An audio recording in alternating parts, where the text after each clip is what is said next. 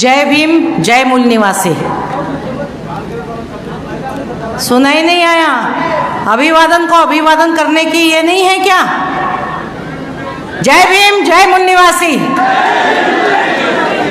खाना ज़्यादा हो गया, सुस्त आ गए हो, सुनने के बाद में और भी सुस्ती आई है, थोड़ा और जोर से, मुझे भी उत्साह आना चाहिए ना। जय भीम, जय मूल निवासी।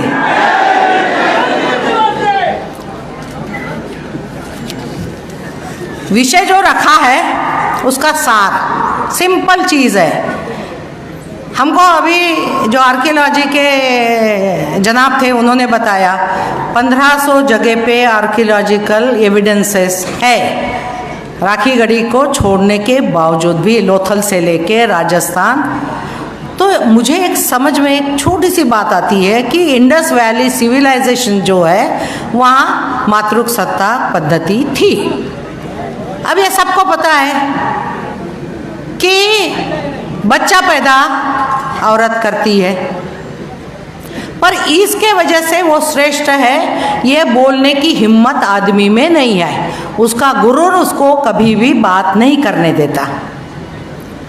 मैं सबसे पहले सैल्यूट करना चाहती हूँ ज्योतिराव फुले को।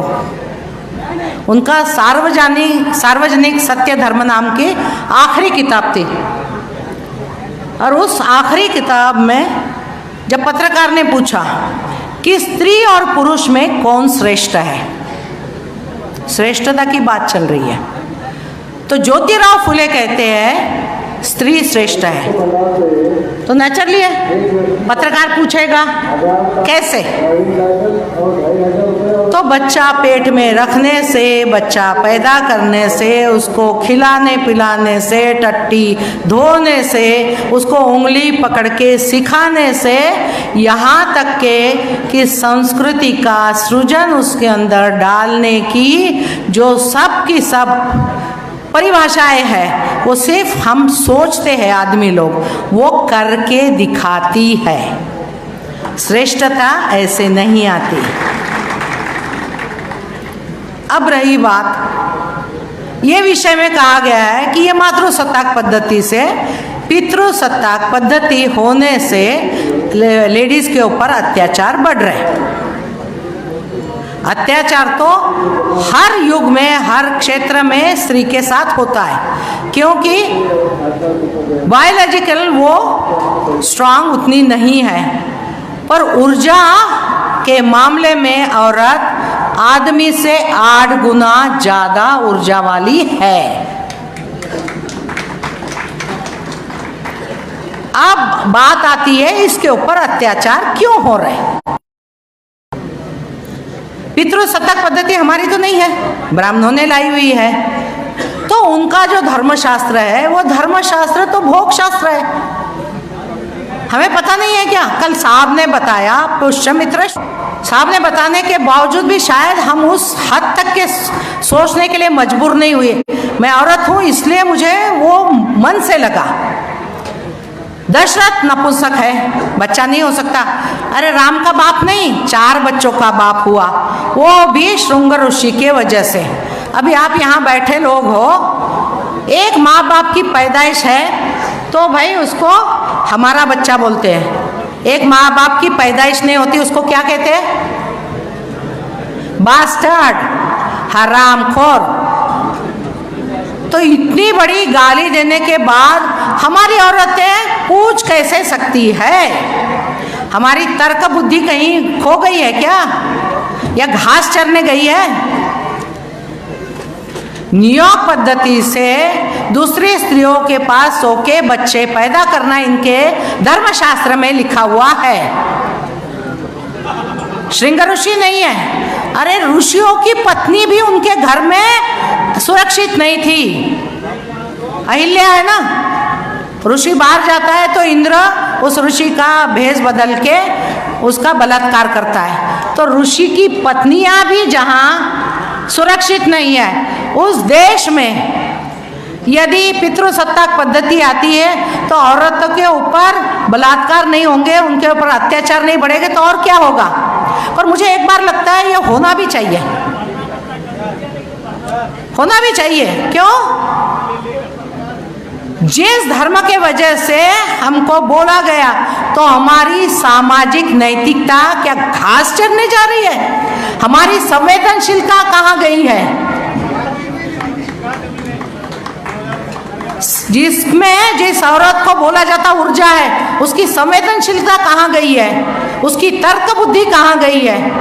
और वो धर्म रूढ़ि के शास्त्रों में मानव को वर्चस्व देते हुए उसके पाखंडों को यदि वो और प्रबल करती है, तो घर में कौन सा वातावरण तैयार कर रही है? और वो उस वातावरण में बच्चा पैदा करती है, तो वो बच्चा कैसे होगा? वो इस समाज का दायित्व निभाने के लायक होगा? गुलाम औरत गुलाम को पैदा करती है बच्चे को, अरे गुलामी से भी ज्यादा बड़ी बात हो गई है कि वो बच्चा तो हमारी जो सामाजिक नैतिकता है और हमारा दायित्व है उसको निभाने के लायक भी नहीं है।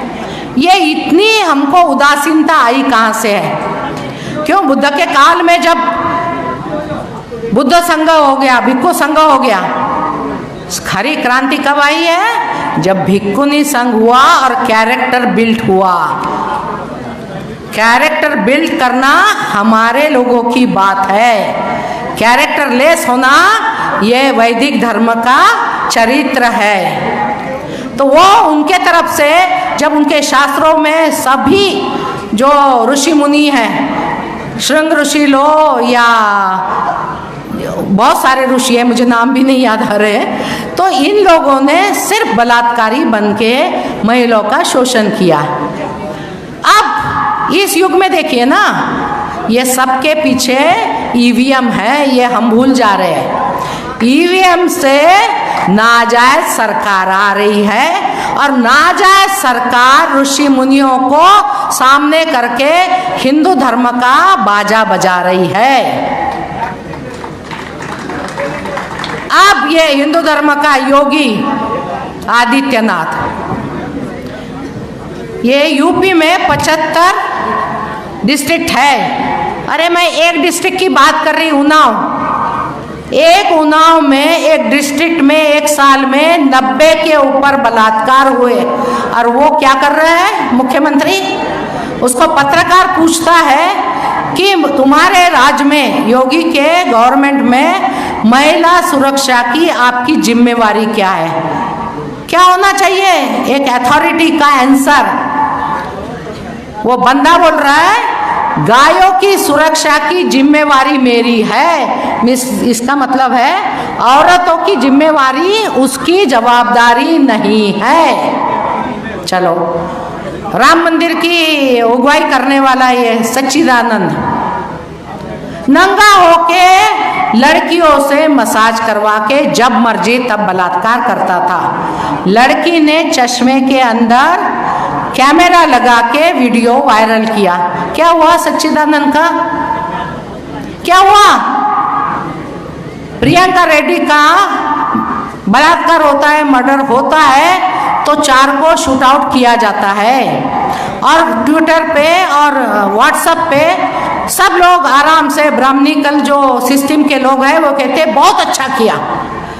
तो भाई ये सच्चिदानंद के लिए मारने के लिए कोई सामने क्यों नहीं आया? ब्राह्मण के लड़की के ऊपर बलात्कार होता है तो पूरे इंडिया में कैंडल मार्च होता है, और मुसलमान की लड़की, 8 साल की लड़की पे दिनों दिन मंदिर में अत्याचार होता है, तो वहाँ बोला नहीं जाता है कि इनको शूट आउट करना चाहिए। तो ये दोगली जो ये सिस्टम चल रही है उसको हमारे महिलाओं को समझना होगा। ये जो है ईवीएम से ये जो सरकारें आई है, नाजायज सरकार, वो नाजायज लोगों को लाएंगे।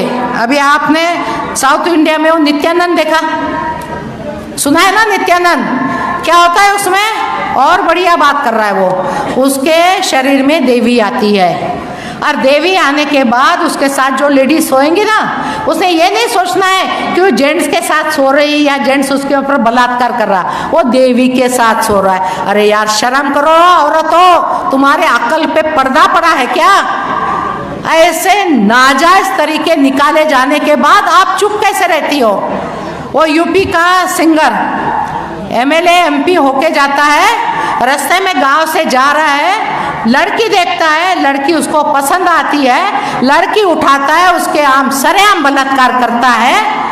लड़की का बाप पुलिस स्टेशन में जाता है तो दरोगा एमएलए एमपी को फोन करता है, और ये जो महिलाओं पे अत्याचार हो रहे हैं ना, तो ये उसी का निकला हुआ नतीजा है। और उसके लिए हम लेडीज के पास में और कोई पर्याय नहीं है। हमने मूल निवासी महिला संघ का दामन पकड़ना है, और साहब जो हमको आदेश देते हैं, वो धरना हो, जेल भरो आंदोलन हो या कोई भी आंदोलन हो, उसमें महिलाओं ने सबसे पहले आना है। और ये क्यों आना है? महिलाओं को अपनी शक्ति का पता नहीं। आपको पता है? एक कंक्लूड करती हूँ, एक बात बताएं। बाबा साहब पहले लेबर मिनिस्टर कैसे बने थे, क्यों बने थे? लोग बोलते हैं बाबा साहब पहले लेबर मिनिस्टर बने। 19 जुलाई 1942 को बने हैं, क्योंकि 18, 19, 20 को शेड्यूल कास्ट फेडरेशन का नागपुर में अधिवेशन था। उस अधिवेशन में 50,000 जेंट्स कार्यकर्ता और 25,000 महिला कार्यकर्ताएं थी। और ये महिलाएं कार्यकर्ता उस जमाने में यदि औरत 6 बजे अपने घर में नहीं जाती तो आदमी उसके बाल पकड़ के मारते हुए चौरस्ते से घर में लेके आता था।